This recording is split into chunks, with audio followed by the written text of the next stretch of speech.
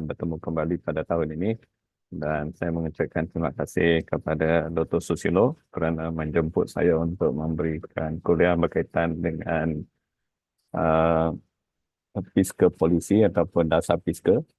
I will share a very simple slide, but since Dr. Susilo had teased on this fiscal policy for the whole semester, so I think I want to skip. Probably the theory of macroeconomic, what is fiscal policy, and the definition of fiscal policy. Because we have 1 hour to discuss on this issue. So I try to share my experience and at the same time the fiscal policy which have been implemented in Malaysia. Okay, Dr. Susilo, boleh ya? Right. Yes, Okay, right.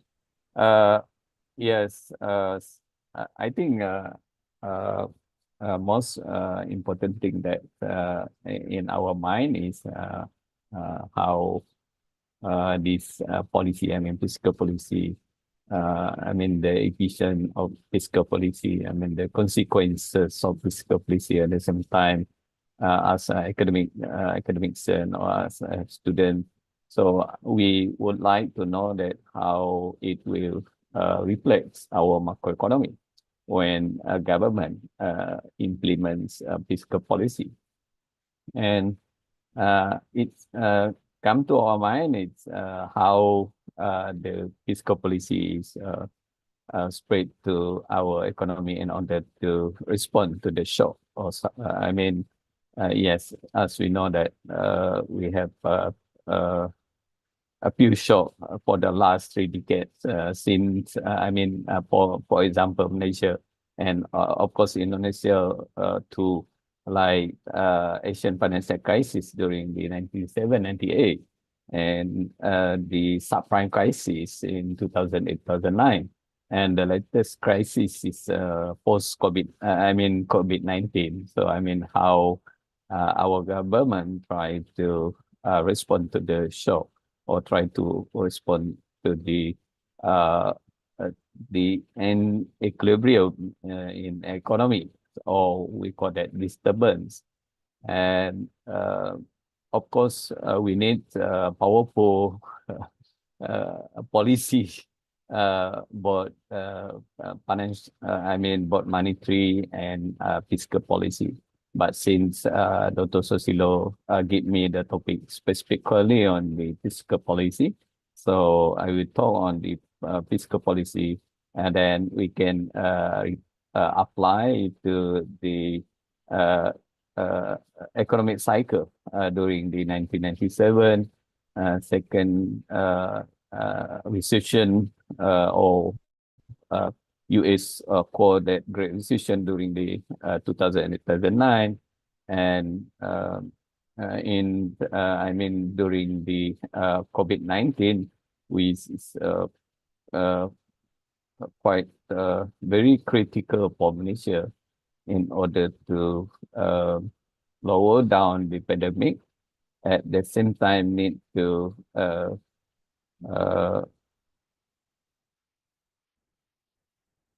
make sure there is a speed growth in economy, especially when government implements MCO or what we call it, because here, in Malaysia, our government tried to lower down the spread of COVID-19, and through MCO, government closed the economy.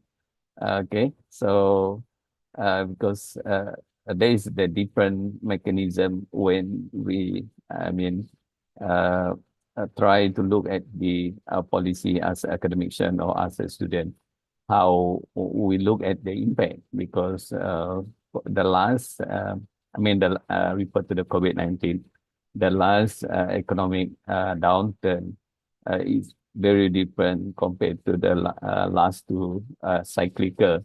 I mean, during the 97, 98 and 2008, 2009.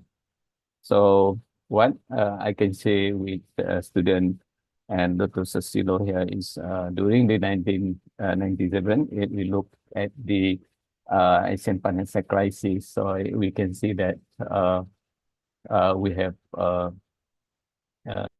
negative growth during that time, right? And this is the highest impact to to the nation economy. Okay, so there's various fiscal policy which introduced during that time. At the same time, government tried to lower down the interest rate with monetary policy, and in order to achieve the government targets,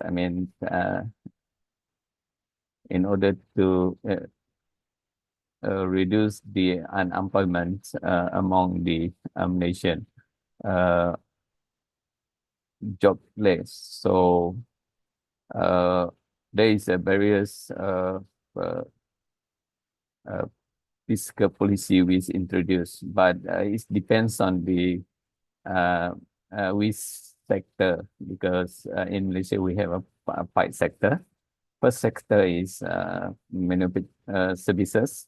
Second is manufacturing. Third is on the agriculture. Fourth on the construction. Okay, and the fifth is on the mining and quarrying. And the effect of the fiscal policy depends on the sector.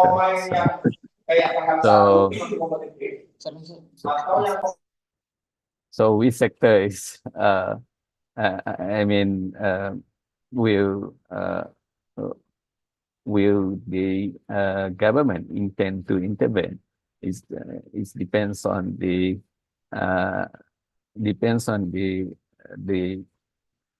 impact of the disturbance or the impact of the shock during the crisis. So if we look at for example, Asian financial crisis, as you can see from the screen. Okay, most of our financial institution affected during the Asian financial crisis. So it's more on the financial, more on the monetary. But what I try to raise the issue here is because with the government intention to lower down or decrease the interest rate, because previously before 2008 or before the crisis, our interest rate is more than 10%, right? But after the Asian financial crisis and government implement the merger. Okay. Government implement the merger among the bank in Malaysia, local bank. So after that, there is new movement in the interest rate or OPR, overnight policy rate. Okay, and until today, our interest rate is less than 10%. Okay, I think there is movement in US or in Europe, because there are central bank implement the same thing. Okay, so what I try to bring to raise the issue here is how interest rate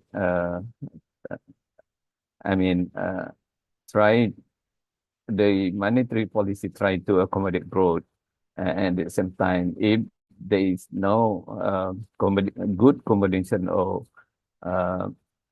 efficient combination between monetary and fiscal policy, it's not easy. In order to recover from the Asian financial crisis. Okay, because as you know that the degree of the uh, degree of the impact is very high during the Asian financial crisis. Okay, so but if we I mean try to compare to pandemic, it's different.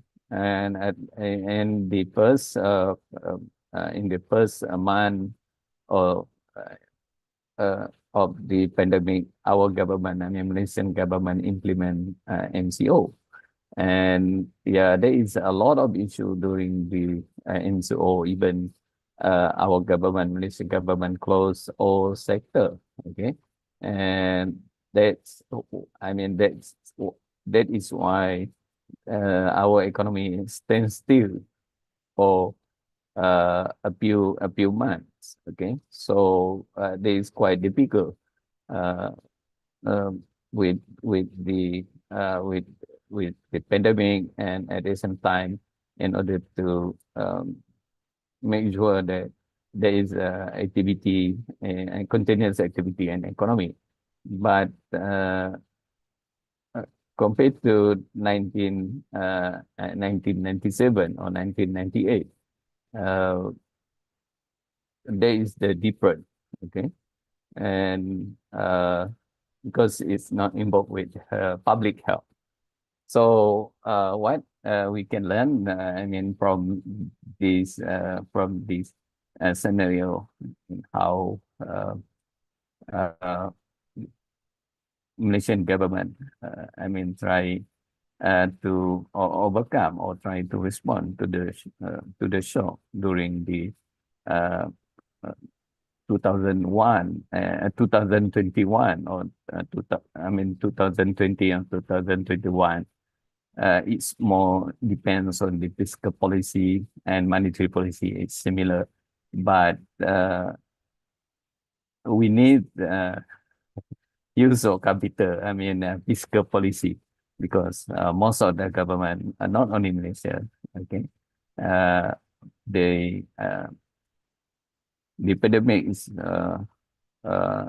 different compared to others like South in Africa, and even in I mean in Kedah. So we have a first MCO have been implemented in Kedah, because there is the first cases in Kedah. Okay, so the life different during the first 3 months. So even the policymaker do not know, I mean the direction how to cure the pandemic, and at the same time to measure the to make sure that the economic activity is continuous. Okay, all right. So there is a first part of my discussion on the Asian financial crisis. Even during that time, Indonesia also implements very strict policy to the Indonesia economy. So even I have joined the meeting organized by Bank Negara. There is one representative from Bank of Indonesia. We see with the audience the policy have been implemented in Indonesia in order to respond to the crisis during the 1998. Okay, and after that we have several of policy. After the merger 1997, we implement the fixed exchange rates, which equivalent to 3.8 to $1, USD $1. And almost 5 years, our government implement the fixed exchange rates from 2000 till 2005.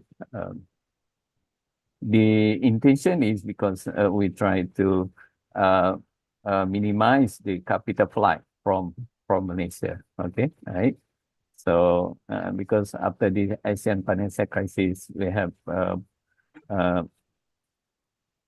faced with the capital flight. What we call the capital flight, because within the 24 hours, the investor, they pull out their investment from capital market in Malaysia. So it's will reflect our capital market, and the sign is not the sign is not so good to the capital market and economy as a whole. Okay, right? So yes, I mean, Malaysian economy managed to recover. Okay, but it took a few years to recover, and until 2008. Okay, I mean, 2008, 2009, there is another crisis, which we refer to the subprime crisis in US. But the issue in Malaysia is, I mean, the cost of input. So that's why we face similar disturbance or supply shock, because input material is increased, and at the same time we have a demand pull, because during that time is China organized the Olympic, and at the same time flood in India and Bangladesh, because we depend I mean depended too much on the food, I mean imported food from India and Bangladesh, especially rice and onions, and even we depended too much on the steel, iron and steel from China. So yeah, even though the crisis hit economy, US economy, but it's separate to our Malaysian economy. And in 2009, our economy recorded negative growth, but luckily, when we try to respond to the shock, and it's a war, okay, and we can see that from the data or from the statistic that we managed to recover a year later. Okay, in 2010, our economy recorded positive growth. That's that they, I mean, you can refer to the how efficient is the fiscal policy, because during 2008-2009, government introduced expenditure more than 67 billions in order to respond to the shock. But if we compare to US, it might be different, because during that time, US implements what we call as quantitative easing, and most of the economists, they said that US so far implement and contribute to more than 16 trillion in order to respond to their shock. Okay, so I think how many percent? 67 billion compared to trillion, right? Mas, yeah, sorry, Mr. Silo and the audience for this morning. Okay, all right.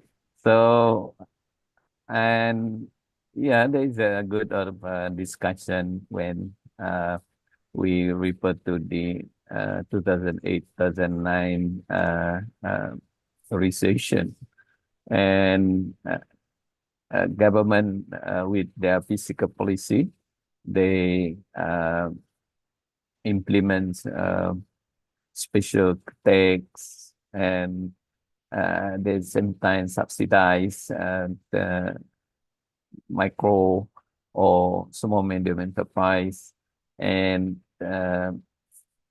some of the uh, package they inject to the construction. So after that, most of the study, they try to comparing the, compare the sector. So which sector is uh, more faster in terms of uh, impact the economy, right? And study by, by our economy planning unit show that the construction sector uh, contribute more than 1.5 multiplier during the 2008-2009. So I think that is why government inject most of the budget expenditure towards construction sector in Malaysia. So because if we look to the very simple monetary theory, in if we look to the velocity of money, so we can say that, from the macroeconomic perspective, construction sector is more faster. More than 1.5 times of velocity compared to other sector. Very simple calculation, because construction is high in terms of, if we tackling from the industrial economic, so industrial economic, we can see that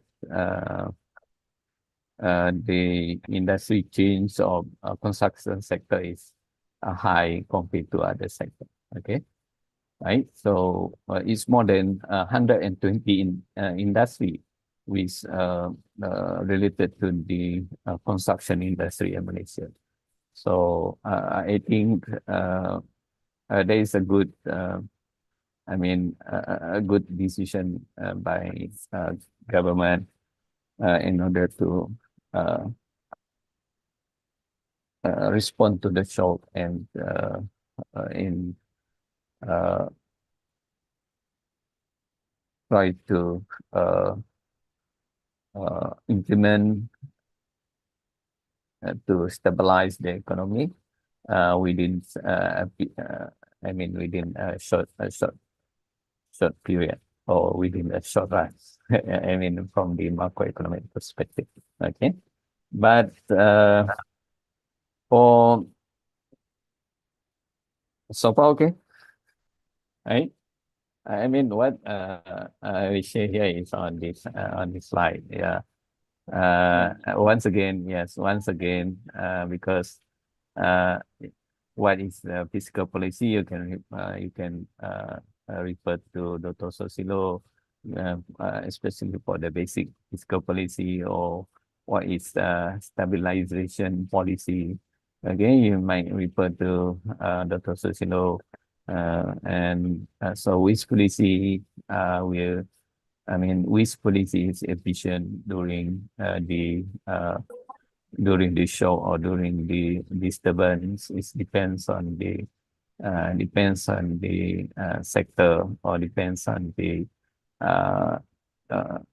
recession, the size of recession. If you look at the, actually, I'm very impressed with Indonesia, how they respond to the 97, 98. So until today, we can see that Indonesia government, they have enjoy their policy, because they try to implement to overall sector in Indonesia economy. Then you can see that, most of Indonesia, they enjoy the policy, the right policy. After the government have been intervened in Indonesia economy during the Asian financial crisis.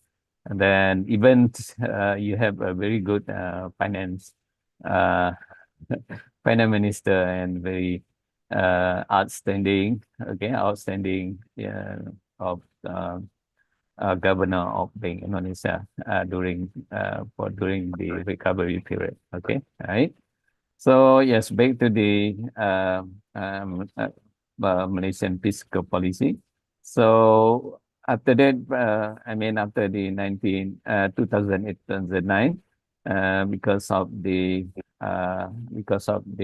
input cost push inflation, okay, government introduced several measures, especially in construction industry. So when iron and steel increase more than double. Okay, last time is about mm, to I mean one something like less than 2,000, but now it's more than almost 4,000 per ton. Okay, that's the issue in construction industry, which is reflect our housing price in Malaysia. Okay, and as you can see that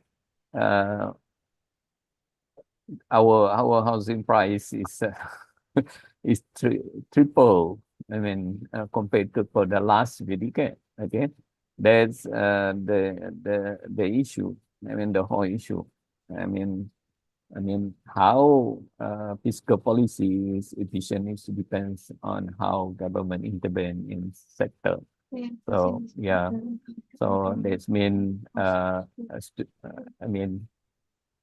researcher or academics, and they can concentrate on which sector they uh, uh, try to look, especially when they try to look at the impact, study of the impact of this policy. Okay.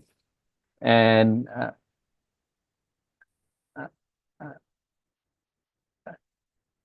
for, for the, uh, for the, um, for the economy as a whole, yes, of course, we can say that the mix or the joint policy, between monetary policy and fiscal policy have been shown the efficient during the 2009, because our government tried to lower down the interest rate, at the same time try to guide or try to support any measurement for small medium enterprise, especially for industry which is related to export, or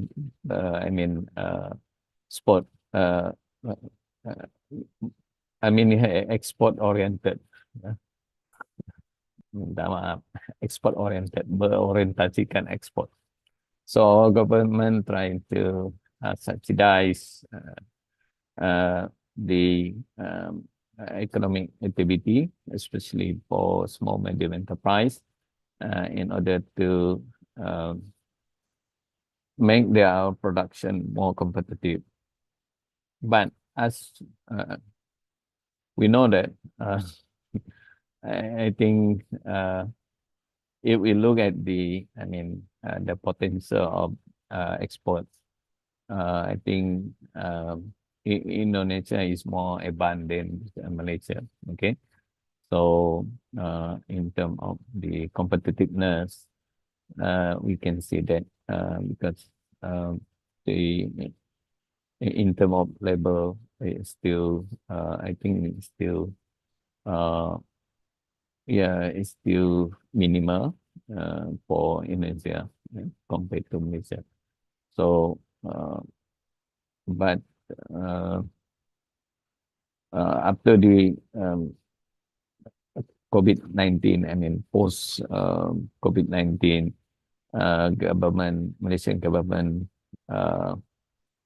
try to exist small medium enterprise, and at the same time for SME, small medium enterprise, which is affected by the COVID-19. So government implement the subsidies wages subsidy wage to the small medium enterprise in order to help them to back to the operation, to the economy. And there's a few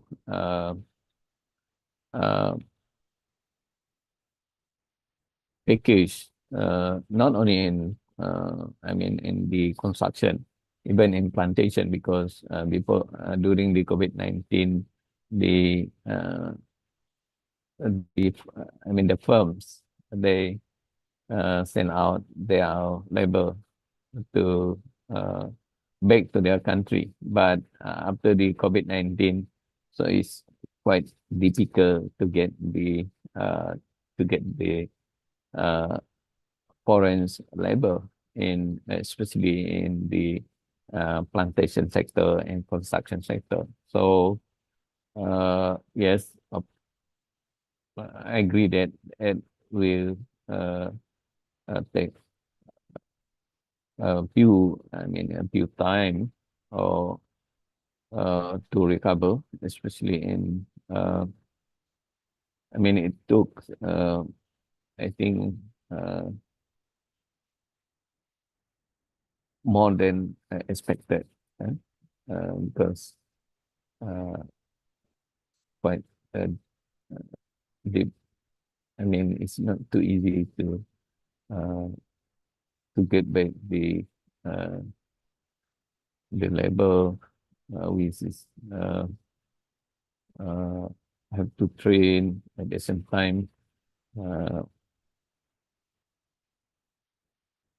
Need a lot of costs actually. Okay, so there is the issue after the COVID-19, especially on the labor and specifically on the plantation sector and construction sector. Yeah. So yeah, I have discussed with three cyclicals. I mean, I refer to the 1997, 1998, and what we call it, the Great Recession, 2000, 2009, and the last cyclical is during the COVID-19, which 2020 and 2021. Okay, so that's I mean the discussion for the, I think, for the second part, right, Dr. Susilo? So any question? Yeah, any question? Okay, for the students, there any questions for Dr. Ridwan Bos about maybe the Great Recessions, about the COVID-19 crisis?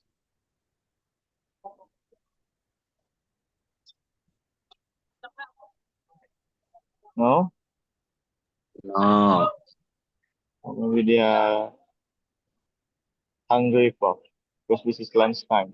Oh, it's a lunch time. Okay, all right. Okay, but one question, Dr. Ridwan. Yeah. I just met someone from Malaysia yesterday. He was spoke, he was spoke. He was tell the story about Malaysia 1 MDB. Okay.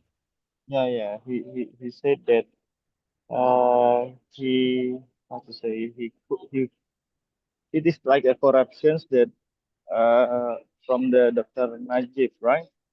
Yeah. Yeah. So is it how to say, make some You mean the impact, right? The yeah, impact? impact, how the Yeah. impact to the fiscal policy or the public Yeah. policy, or and how is the 1 MDB right now? Will continue or Yeah. change? Okay. All right. Bapak Susilo. Yeah. Since I mean the size of the debt is quite significant. Okay. I mean the size of the debt from 1 DB is quite significant to the Malaysian economy, because Malaysia have to pay more than a billion for the debt. So yes, in terms of the governance, I mean governance, I think is quite significant. So that's mean the external aid, I mean the way the government, I mean not only Malaysia but other country, the way the I mean the behavior after after the high uh, involved with they might be different after this. Even the current prime minister they come out with the new regulation. I mean in terms of the governance or corporate governance or any uh, issue related to the uh, Ministry of Finance and Corporation, such as YNDB. So to uh, need to do with proper analysis. I mean, especially in term of the investment. Okay, and even I mean government uh, try kami survei dulu kalau kami di waktu dekat ini even government try to look at the issue more seriously. Okay, uh, on the perspective of the macroeconomy, because it involves with several parties like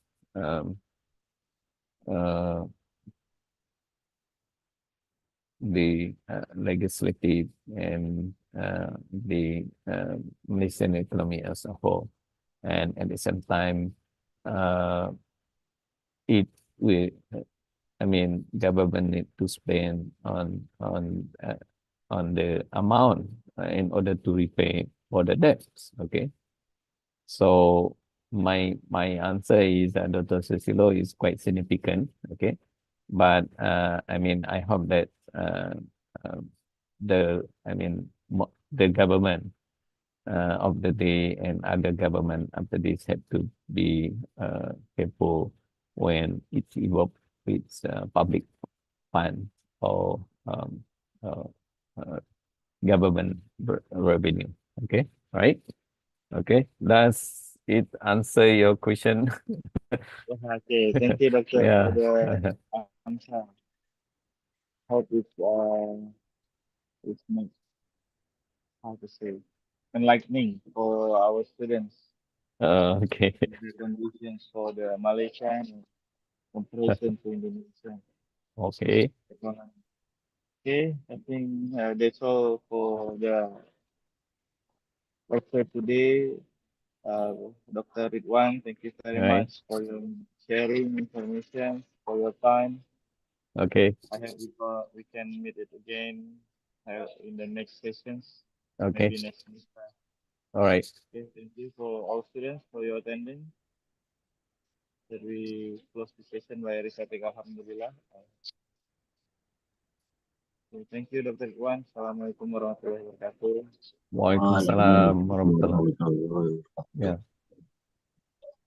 All right. Thank you again, Dr. Susilo, and thanks for the participation. Okay. I can say a very simple slide with Dr. Susilo later. Okay. Right. Yeah. Yeah. Okay. Right. Assalamualaikum warahmatullahi wabarakatuh. Yeah. Okay. Waalaikumsalam warahmatullahi wabarakatuh.